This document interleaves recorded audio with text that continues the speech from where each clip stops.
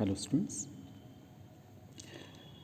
आज के टॉपिक में हम जो मेनली पढ़ेंगे वो पढ़ेंगे वाटर सॉल्युबल विटामिन। क्योंकि पिछले वीडियो में हमने फैट सॉल्युबल विटामिन के बारे में बात की। फैट सॉल्युबल विटामिन हमने पढ़े थे विटामिन ए, उसके सोर्सेज के बारे में, के फंक्शन के बारे में, विटामिन डी क्या होता है, क्या सोर्सेज हैं, के फंक्शन क्या होते हैं। आज हम पढ़ेंगे अगला vitamin, vitamin E, fat soluble vitamin, vitamin E. Vitamin E refer to a group of compounds that include both tocopherols and tocotrienols. They are naturally occurring antioxidant. Vitamin E जो होता है एक प्रकार से टोकोफेरोल्स और टोकोट्राइनोल्स का ग्रुप होता है और एक नेचुरली अकरिंग एंटीऑक्सीडेंट है। It is also called anti aging factor, इसको एंटी एजिंग फैक्टर भी कहते हैं। The word tocopherol is derived from the word of toco meaning child birth and pherons meaning to wear. जो tocopherol है एक दो word से मिलकर बना है। टोको का मतलब चाइल्ड बर्थ एंड फिरोज का मतलब to bear. It is yellow oily liquid freely soluble fat solvent. Tocopherols alpha beta gamma sigma type के हो सकते हैं नेचुरल सोर्सेज में। देखिए इस प्रकार से इसका जो फिगर होता है उस प्रकार से होता है, मॉलिक्यूलर स्ट्रक्चर से हम बोल सकते हैं। जहाँ तक इसकी डाइटरी सोर्स की बात है, देखिएगा किस किस में पाया जा सकता है। देखिए आलमंड में है, bell peppers, papaya, mustard greens, dried apricot, plant oils में पाया जाता है। रेड चिली पाउडर में, एवोकाडो में, पपाया है, पालक है, सनफ्लावर के सीड में ये विटामिन्स पाए जाते हैं।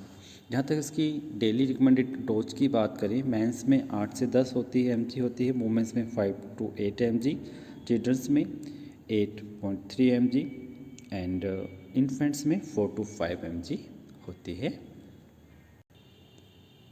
ये रहा इसका डाइटरी सोर्स। अब बात करते हैं फंक्शन ऑफ विटामिन ई। ये तो पहले से ही पता है कि नेचुरल फॉर्म में पाया जाने वाला ये एंटीऑक्सीडेंट है। Free radical scavengers, protect cell membranes, protect LDL from oxidation, protection of double bond in polyunsaturated fatty acid, prevention of rancidity, works in conjunction with selenium. Vitamin E also play a role in neurological function and inhibition of platelets of aggregation. Vitamin E also protect lipids and prevents the oxidation of polyunsaturated fatty acid. तो यदि हम vitamin E के functions की बात करें तो ये function आपने अभी देखे। इसका फंक्शन एक प्रकार से जो बायोलॉजिकल सिस्टम होता है इसमें इंट्रासेलुलर रेस्पिरेटरी एंजाइम्स को प्रोटेक्ट करना है और यह डीएनए की सिंथेसिस पर भी प्रभाव डालता है और उसका सबसे महत्वपूर्ण प्रभाव जो है वो रिप्रोडक्टिव सिस्टम पे होता है।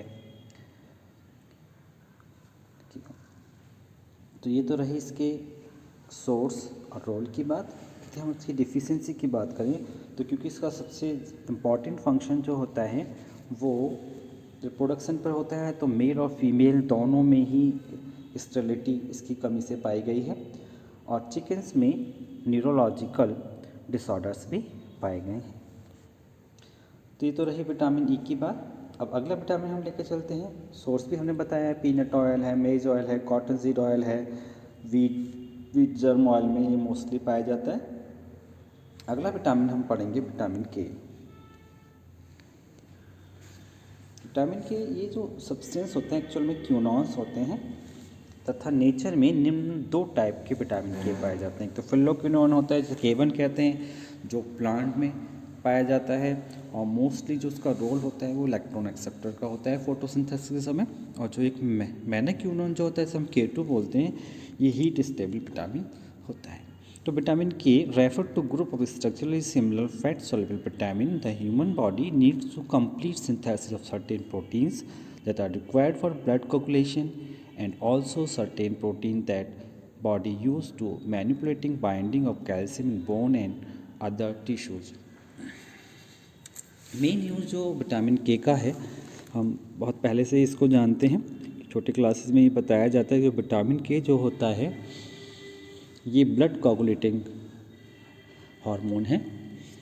इसकी कमी से जो रोग होता है उसे कहते हैं हम हीमोफीलिया, जिसमें ब्लड कोगुलेट नहीं हो पाता। और ये भी एक फेमस बात है कि रानी विक्टोरिया के ख़ानदान में ये बीमारी थी हीमोफीलिया की। और जो हीमोफीलिया रोग होता है इसके सिम्टम्स होते हैं कि घाव से लगातार ब्लड बहता रहता है, उसको कोगुलेट नहीं होता, विटामिन के की कमी से ही होता है। तो विटामिन के naturally produced by the bacteria in intestine.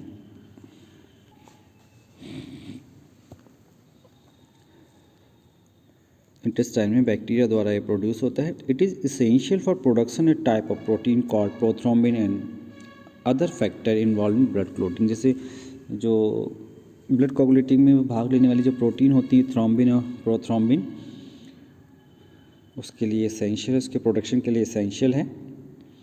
And other factor involving blood clotting, blood clotting में और जो फैक्टर इंक्लूड होते हैं उन सब के लिए आवश्यक है।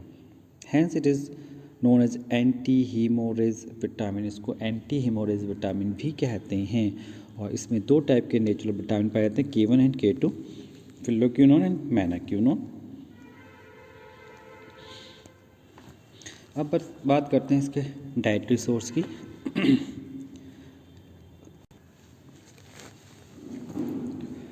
डाइटरी सोर्स की हम इसकी बात करें तो यह मोस्टली कैवेज और काउलीफ्लावर में पाया जाता है।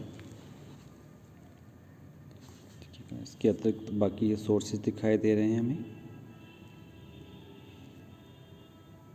काजू है, मुनक्का है, छुआरा है, अखरोट है, ब्लैकबेरी इत्यादि में ये पाया जाता है। चिली पाउडर है। और हम इसकी डाइटरी रिक्वायरमेंट की बात करें तो मैन में इसकी डाइटरी 70 से 140 mcg होती है और चिल्ड्रंस में 35 से 75 mcg होती है। अब बात करते हैं इसके फंक्शन की। It is essential for the hepatic synthesis of coagulation factor 2nd, 5th, 7th, 4th